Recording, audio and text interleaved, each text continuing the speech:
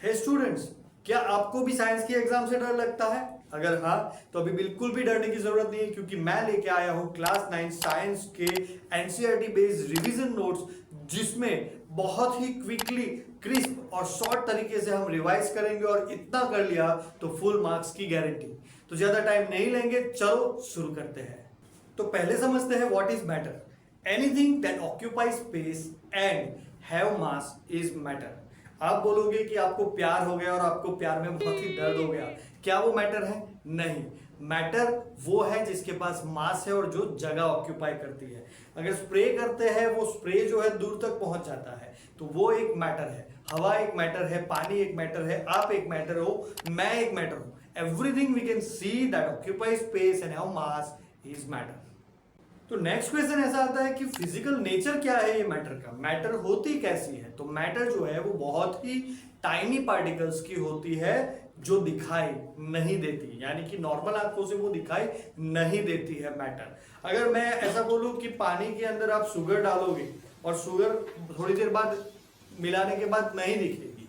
क्यों नहीं दिखती है? क्योंकि वो वहां पे एडजस्ट हो गई। इतनी टाइनी है कि पानी के दो पार्टिकल्स के बीच में वो मिक्स हो गई, दिखाई नहीं देती है। इसीलिए बहुत ही छोटी। Matter has a physical nature that it has very very very tiny particles that are not visible from naked eye. तो उसी के साथ आती है main 3 important characteristics of matter. तो पहली कैरेक्टरिस्टिक, पार्टिकल्स के बीच में जगह होती है। जैसे कि मैंने अभी बताया कि पानी के अंदर शुगर डालो, शुगर गायब हो जाती है। कहां गई शुगर? शुगर के पार्टिकल्स पानी के पार्टिकल्स के बीच में जो जगह थी वहां पे भर गए। सिंपल। दूसरी कैरेक्टरिस्टिक्स ये है कि पार्टिकल्स जो है वो कंटिन्यूअसली मूविंग होते हैं, यानी कि अगर मैं परफ्यूम यहां पे स्प्रे करता हूं तो परफ्यूम की जो स्मेल है वो दूसरे कोनों तक चले जाती है, क्योंकि परफ्यूम के पार्टिकल्स जो है वो तुरंत यहां से गति करते हुए, स्पीड, काइनेटिक एनर्जी लेते हुए वो यहां से दूसरी जगह पे चले गए। और थर्ड कैरेक्टरिस्टिक ये है उसकी कि पार्टिकल्स जो है एक दूसरे को अट्रैक्ट करते हैं। जैसे आयरन के पार्टिकल्स एक दूसरे के साथ इतने जोर से बंधे हुए होते हैं कि पूरा आयरन जो है वो बहुत ही हार्ड हो जाता है, टूटता नहीं है। या फिर मैं ऐसे बोलूं कि रबर बैंड को के पार्टिकल्स एक दूसरे को कैसे अट्रैक्ट करते हैं? मैं उसको खींचता हूं, फिर भी वो अपने अट्रैक्शन की वजह से वापस अपनी जगह पे ओरिजिनल शेप में आ जाते हैं। तो अभी एक ऐसा सवाल जो सब जानते हैं कि what are the states of matter. तो 3 स्टेट होते हैं, लिक्विड, सॉलिड एंड गैसियस। तो सिंपल, ये जो 3 स्टेट्स है वो कैसे डिफाइन होते हैं? They are defined based on their shape and volume. अगर शेप और वॉल्यूम दोनों ही फिक्स रहते हैं तो उसको सॉलिड बोलते हैं। आप जानते हो सॉलिड जैसे कि आइस, वुड, आयरन, ये सब जिसका शेप सेम कभी चेंज नहीं होता है, उसका वॉल्यूम जितनी जगह उसको ऑक्यूपाई करनी है वो उतनी ही जगह ऑक्यूपाई करके रहेगा, that is fix shape and fixed volume, solid. अभी उसमें हल्का सा चेंज लेंगे, शेप जो है वो फिक्स नहीं रहता है, लेकिन वॉल्यूम अगर फिक्स रहता है तो उसको बोलेंगे हम लिक्विड। जैसे वाटर, मिल्क, जूस, कौन से भी शेप में डालो वो वाला शेप पकड़ लेंगे। ग्लास में डालो ग्लास बन जाएंगे, जग में डालो जग बन जाएगा, और बॉटल में डालो बॉटल बन जाएगा। लेकिन उसको जितनी जगह चाहिए उतनी जगह चाहिए, राइट? 2 ग्लास अगर मिल्क है, एक बॉटल भर के पूरा मिल्क है, तो वो एक छोटे से ग्लास में नहीं आएगा। यानी कि उसका वॉल्यूम फिक्स है, लेकिन उसका शेप जो है दैट कैन वेरी। और अपने गैसियस जो है वो तो दोनों ही, यानी कि ना ही उसका वॉल्यूम फिक्स है ना ही उसका शेप फिक्स है, वो तो बस बिंदास फुल फ्रीडम के साथ इधर उधर घूमते रहते हैं, इसीलिए उसको बोलते हैं गैसियस। जैसे एयर, ऑक्सीजन, वेपर, स्टीम, ये सारी चीजें जो जिसका कुछ फिक्स नहीं होता, ना ही उसका वॉल्यूम फिक्स है ना ही उसका शेप फिक्स है। तो ये है 3 टाइप्स ऑफ मैटर। अभी आता है दिमाग में और एक सवाल कि ये जो फेजेस है, यानी कि हमने सॉलिड बोला, लिक्विड बोला और गैस बोला, तो क्या ये अंदर अंदर चेंज हो सकते हैं? जैसे हम जानते हैं बर्फ जो है वो पानी बनता है और पानी में से ही बनता है वेपर। तो ये हर एक चीज के लिए पॉसिबल है? यस, बहुत सारी चीजों के लिए ये पॉसिबल है, और उसके लिए पर्टिकुलर नाम भी है, यानी कि स्टेट चेंज का एक नाम है। जैसे सॉलिड से लिक्विड का कन्वर्ट होना उसको बोलते हैं मेल्टिंग, जैसे बर्फ का पानी में कन्वर्ट होना। दूसरा है लिक्विड का गैस में कन्वर्ट होना, जिसको बोलते हैं बॉइलिंग। यस, लिक्विड यानी कि पानी जब गैस में कन्वर्ट होता है तो उसको बोलते हैं हम पानी जब स्ट्रीम में कन्वर्ट होता है तब उसको बोलते हैं हम बॉइलिंग। देन उसके बाद बहुत ही इंपॉर्टेंट, दैट इज गैस जब लिक्विड में कन्वर्ट होता है, गैस जब लिक्विड में कन्वर्ट होता है उसको बोलते हैं कंडेंसेशन।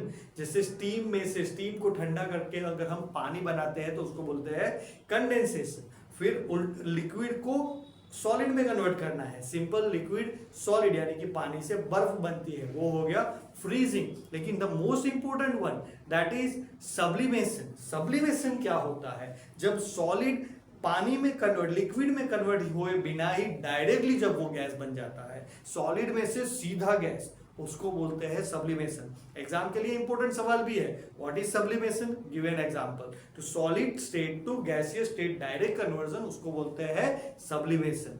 नैप्थलीन या फिर कैम्फर में ये चीज होती है, ओके। और गैस में से सीधा सॉलिड में कन्वर्ट होना उसको बोलते हैं डिपोजिशन। जैसे फ्रोस्ट होता है ना, फ्रोस्ट यानी कि आपने सुना होगा फ्रीज के बारे में, फ्रोस्ट फ्री रेफ्रिजरेशन आते हैं, राइट। तो फ्रोस्ट यानी कि गैस यानी कि हवा जो है उसमें से जो मॉइस्ट है उसको सीधा बर्फ में अगर कन्वर्ट करते हैं, जो बर्फ के जो वो अपने सिंगल डोर रेफ्रिजरेटर के अंदर वो जो बर्फ लगी होती है, that is the example of gas to solid conversion directly, और उसको बोलते हैं डिपोजिशन। नेक्स्ट क्वेश्चन ऐसा है कि ये मैटर जो है उसके ऊपर टेम्परेचर या प्रेशर से कोई फर्क पड़ता है? तो जी हाँ, टेम्परेचर और प्रेशर से फर्क पड़ता है। जैसे कि हमने बात की, सॉलिड में जो पार्टिकल्स है बहुत ही करीब रहते हैं, उनके बीच में अट्रैक्शन मैक्सिमम होता है, लेकिन फिर भी वो हल्का हल्का मूव करते रहते हैं। मैटर के पार्टिकल्स जो है वो हमेशा काइनेटिक एनर्जी में यानी कि वेलोसिटी में रहते हैं, ओके। तो जब हम हीट देते हैं यानी कि जब हम उसका टेम्परेचर बढ़ाते हैं, तो टेम्परेचर बढ़ाने से पार्टिकल्स की स्पीड जो है वो बढ़ जाती है, ओके। सॉलिड जब लिक्विड में कन्वर्ट होता है और लिक्विड जब गैस में कन्वर्ट होता है, तो आपने देखा होगा कि वेपराइजेशन के टाइम पे ये जो स्टीम है वो पानी में से फटाफट बाहर निकलती है। और सेम उल्टा अगर करते हैं कि कूल करते हैं यानी कि ठंडा करते हैं, जब गैस को ठंडा करके लिक्विड में कन्वर्ट करते हैं, तो उसका जो मोशन है वो रिस्ट्रिक्ट हो जाता है, कम हो जाता है। और बात अगर करें प्रेशर की, तो प्रेशर का भी ऐसा ही है कि अगर गैस के ऊपर प्रेशर लगा दो तो वो कन्वर्ट हो जाता है लिक्विड में। जैसे liquefied petroleum gas LPG cylinder के अंदर जो अगर आप उसको हिलाओगे तो उसके अंदर थोड़ा लिक्विड के जैसा आवाज भी आएगा, लेकिन वो गैसेस फॉर्म होता है। हाई प्रेशर से उसको लिक्विफाइड किया जाता है, इसीलिए उसका नाम है liquefied petroleum gas LPG, right. तो गैस को जब प्रेशराइज करते हैं वो लिक्विड में कन्वर्ट हो जाता है, और जब उसका प्रेशर हटा दिया जाता है वो फिर से गैस में कन्वर्ट हो जाता है। तो these are the effects of temperature and pressure on matter. So the next thing we want to understand about matter is evaporation and its cooling effects. Evaporation क्या होता है? उसको boiling भी बोलते हैं, that is liquid से अगर gaseous में convert होता है कुछ तो उसको बोलते हैं boiling, और boiling को ही हम evaporation बोलेंगे अगर ये boiling point के नीचे होता है। यानी कि अगर पानी को 100 डिग्री सेल्सियस से पहले ही वो गैसियस में कन्वर्ट कर दे यानी कि वेपर में कन्वर्ट कर दिया जाए तो वो उसको बोलते हैं इवापोरेशन, ओके। ये जो प्रोसेस है उसको बोलते हैं इवापोरेशन। इवापोरेशन में हम ये कूलिंग इफेक्ट भी यहाँ पे देखने की ट्राई करें तो अगर हम स्वेट यानी कि हमें जब पसीना होता है तो हमें पसीने की वजह से थोड़ी ठंडक मिल जाती है। जब लिक्विड इवापोरेट होता है तो हीट उसमें एब्जॉर्ब हो जाती है, इसीलिए हल्की हल्की हमें कूलिंग इफेक्ट देखने को मिलती है। अभी बात करें कि फैक्टर्स कौन से हैं जो इवापोरेशन को अफेक्ट करते हैं, दैट इंपॉर्टेंट क्वेश्चन है ये, बहुत ही एग्जाम के पॉइंट ऑफ व्यू अगर बात करें तो फैक्टर्स कौन से हैं जो इवापोरेशन को अफेक्ट करते हैं। ज्यादा अगर टेम्परेचर रहा तो इवापोरेशन जो है जल्दी जल्दी होगा। हायर टेम्परेचर है तो बॉइलिंग पॉइंट के ऊपर निकल गए हैं हम, इसलिए जो टेम्परेचर है ज्यादा होने की वजह से फटाफट से इवापोरेशन होगा। लार्ज सरफेस एरिया, जैसे देखो एक कपड़े सुखाने की चीज से इसको अगर समझे हम कि बाहर अगर धूप है तो जल्दी जल्दी इवापोरेशन होगा, कपड़े जल्दी सूख जाएंगे, राइट। दूसरा, कपड़ों को अगर फैला के रखा तो भी कपड़े जल्दी सूख जाएंगे, that is large surface area.